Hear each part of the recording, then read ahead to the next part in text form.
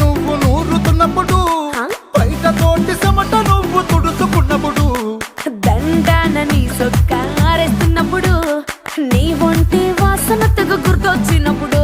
రెండు చేతులెత్తి జుట్టు ముడిసినప్పుడు, జండు కత్తుకొని పడుకున్నప్పుడు, అలసిపోయి నువ్వు ఆవలించినప్పుడు,